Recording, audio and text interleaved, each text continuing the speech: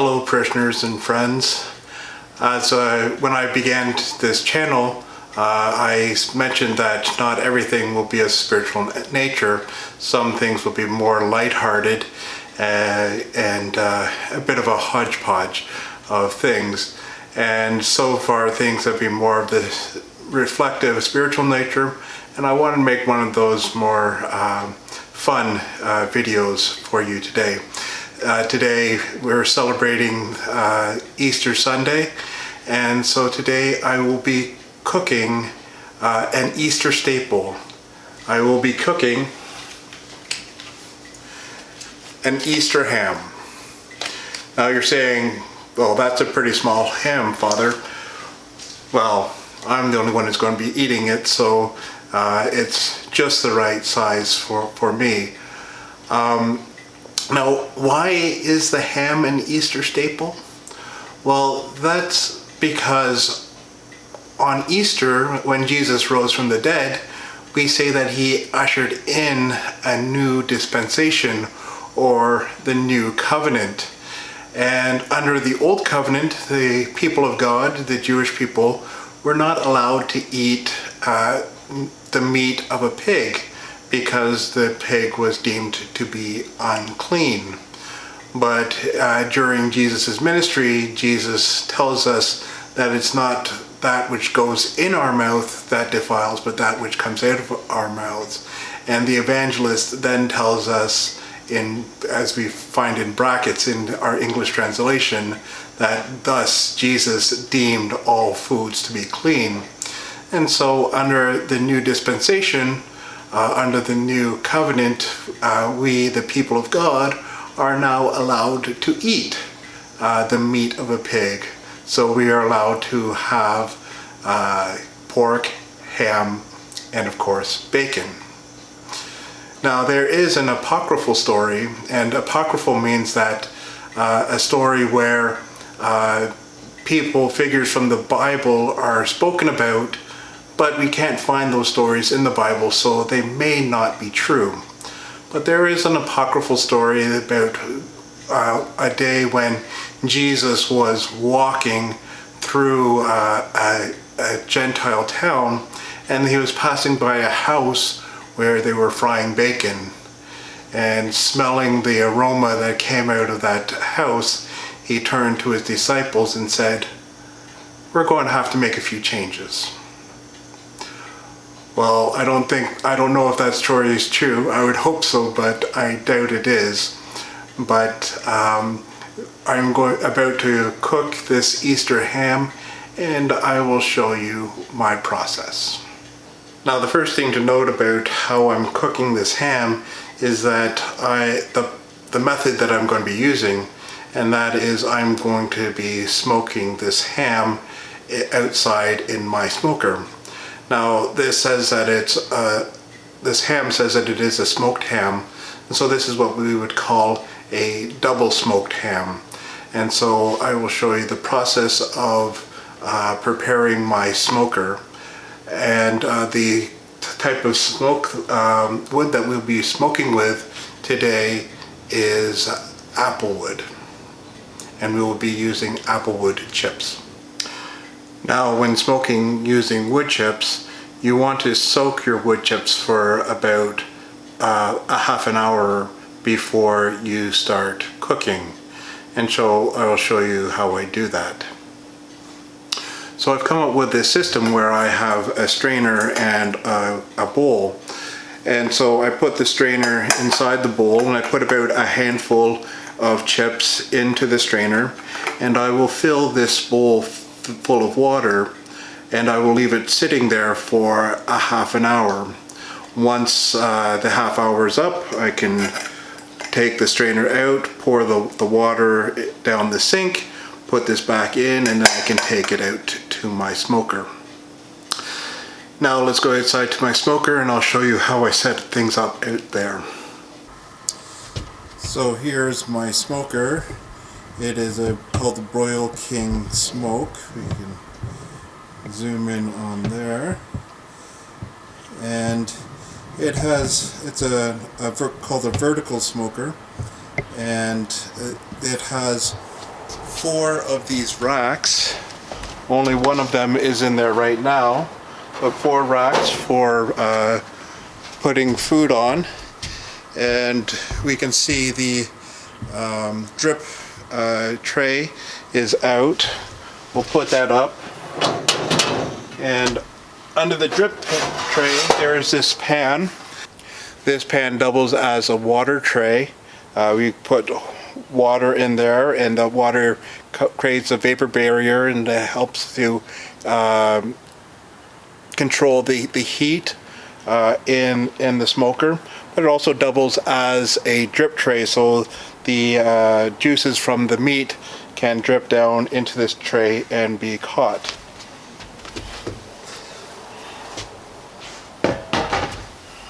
Underneath there, this is where we put our wood chunks, and we've still got some left over from the last cook, so I will dump those out before I start cooking. But we put our wood chips in here, and it's right above where the fire comes up, and so it heats up the wood chips, and those wood chips start to smolder and smoke, and it sends the smoke up through the through the vertical smoker, and so it creates heat so that it can be cooked, and smoke so that they can get a smoke flavor onto the meat. So now that we've replaced those trays, I will ignite the smoker. As you can see here, this is a propane smoker. There is a charcoal variety.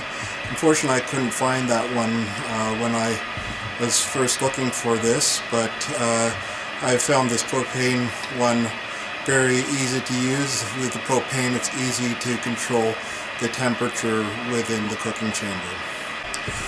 So lighting it up is very easy. Of course, we just turn on the propane here. And down here, we turn it down to the power zone, and the ignition is right here. And it is ignited.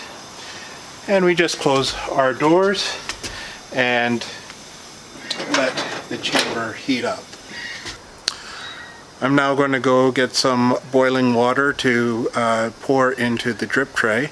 We don't need a lot because this shouldn't be a very long cook because of this small size of the ham that we're cooking.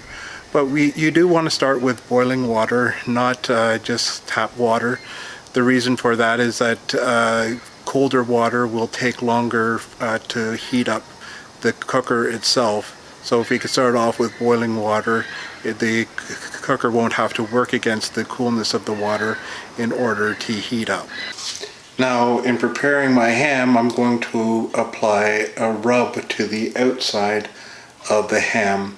And what I'm going to do is apply some mustard and smear the mustard over the ham, so that way when we shake the rub over it, the rub will adhere to the mustard, and we won't be wasting a lot of rub. So first of all, the mustard.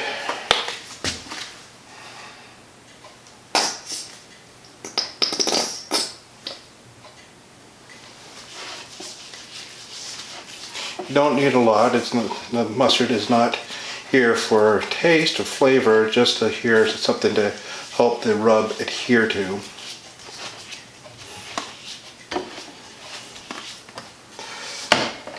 And first of all, I'm going to apply this Heath Ryle's Everyday Rub, which is a basic, mostly salt, pepper, and garlic. And then I will be putting on, above the base layer, this authentic honey rub, also from Heath Ryle's Barbecue and Grill.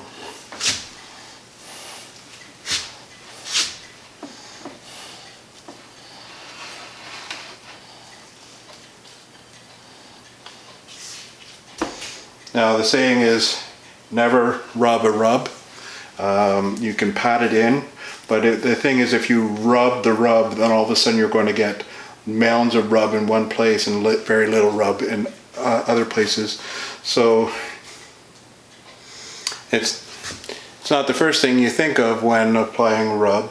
It seems a little bit counterintuitive. And here we go with the honey rub. We are going to be applying a honey glaze to this when we get to the end, so that should work well with this honey rub that will adhere onto it, the ham as we are cooking.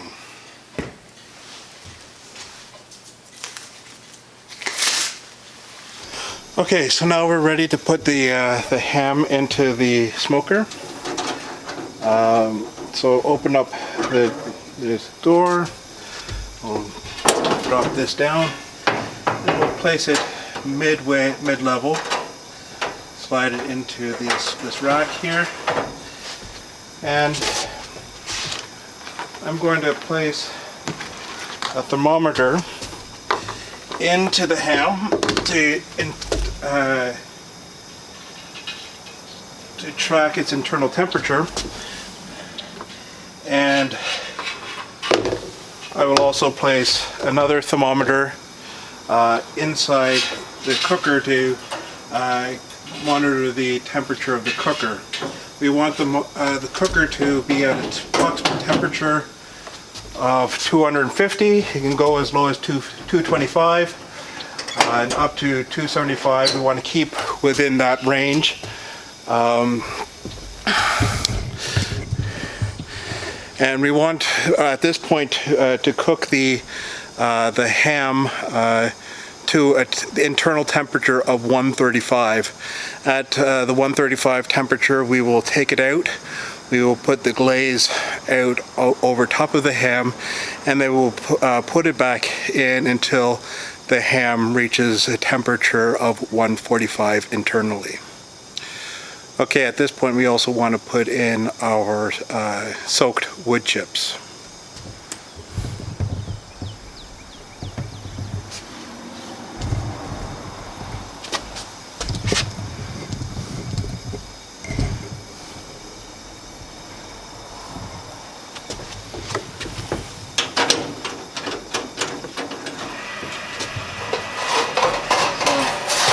Take this out, pull this out a little bit more,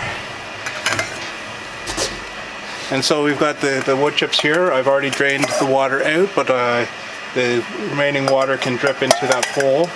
And we'll just put the wood chips into the pan and spread them out a little bit. Now put the lid back on top and close the door. Now I will come out again in about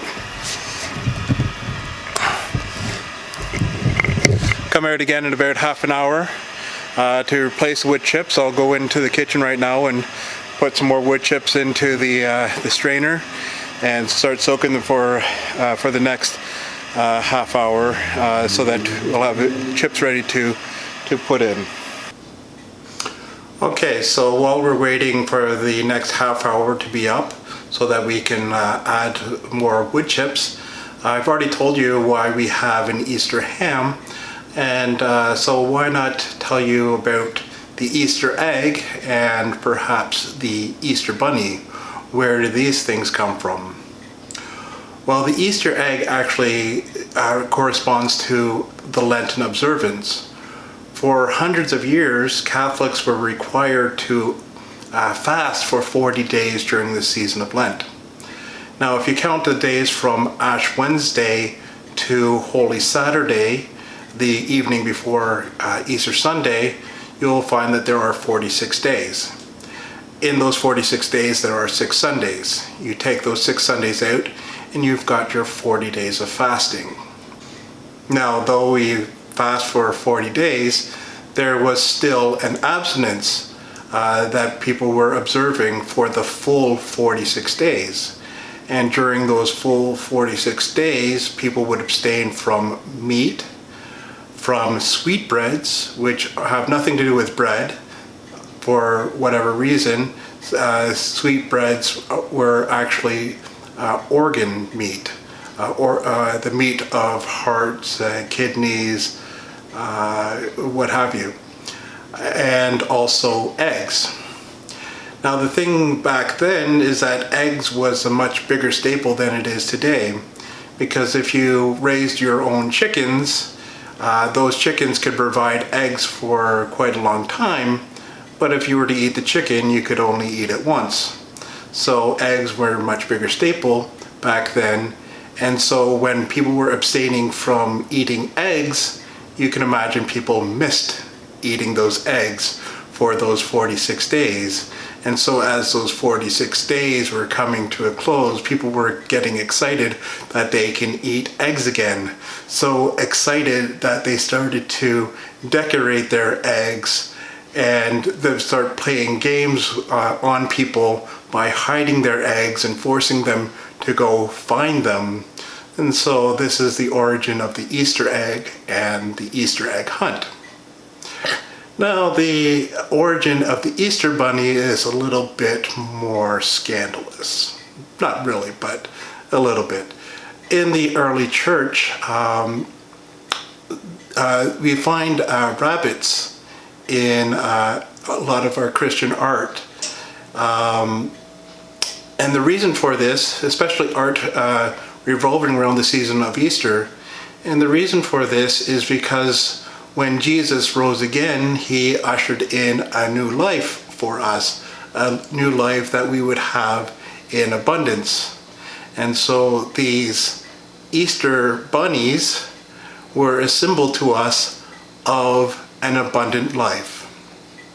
Now, if you want to tell this story to your children, I will leave it to you how you explain to them why bunnies are a symbol of abundant life. Okay, here we are. We're at the first half hour stage. We have here the next load of chips to go in. Currently the ham is reading at an internal temperature of around about 95 degrees, and the pit or the smoker has a temperature hovering about 265. So it's in the higher range of the spectrum, but still below the 275. So it's running at a good temperature. So here we are, we'll put in these chips.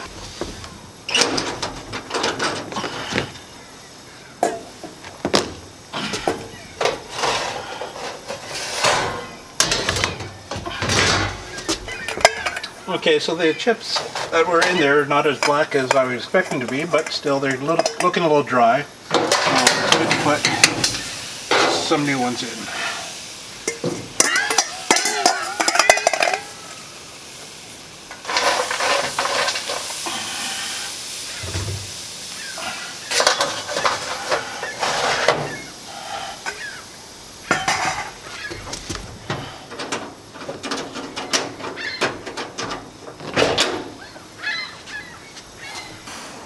Okay, so we've gotten near that internal temperature of 135 degrees. What I've got here is a simple glaze, which is made up of 1/4 cup of brown sugar, 2 tablespoons of honey, and 2 tablespoons of pineapple juice, which I just heated up in the microwave at 30-second intervals each time, stirring a little until you all the sugar is melted and you're left with a reduced glaze. You don't have to use pineapple juice. You can use apple juice or apple juice or orange juice, but just so that you got some moisture in there when you glaze. It took me 3 intervals of 30 seconds for this to reduce down. So here I will just pull the ham out and glaze the outside of the ham.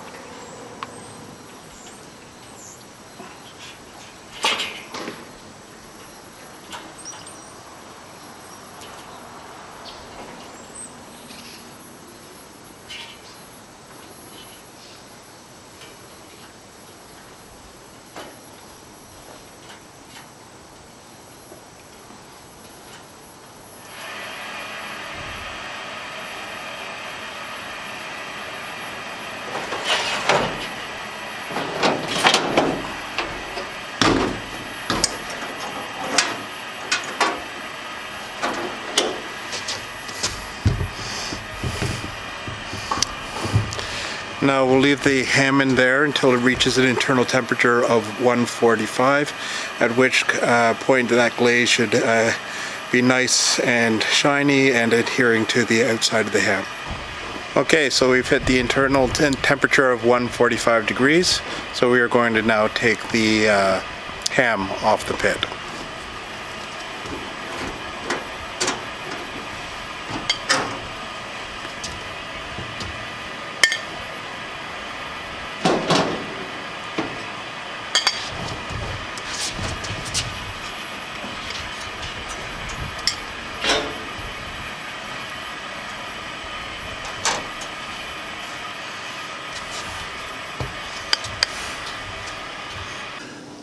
Okay, so here we are, we're back inside the kitchen with our fully cooked ham.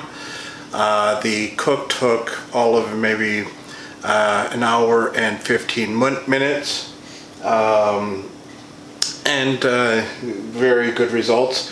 We've left this to sit for about 10 minutes after the cook to let it rest.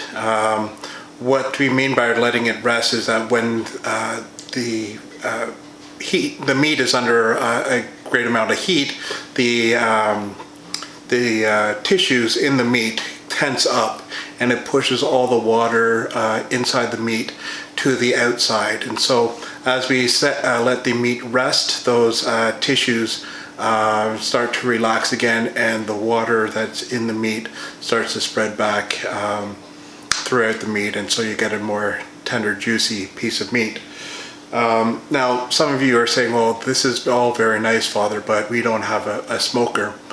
Well, I have a couple of racks of ribs in my freezer, and I'm going to, sometime in the future, show you how you can make your own personal barbecue into a smoker.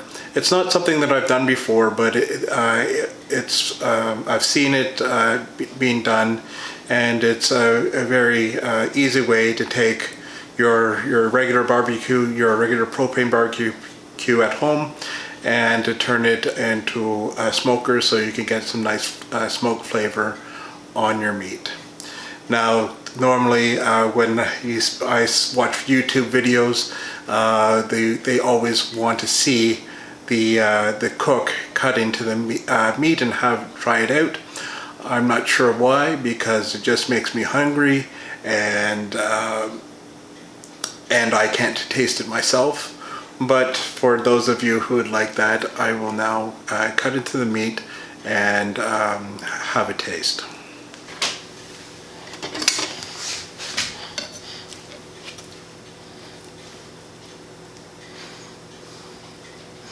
So you get a nice browning on the outside of the meat, and I will now cut the first slice.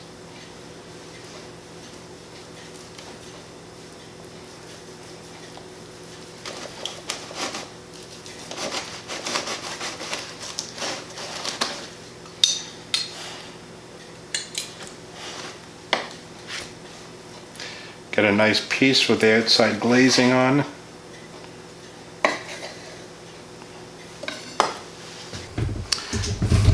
And here I go, the first taste of the Easter ham.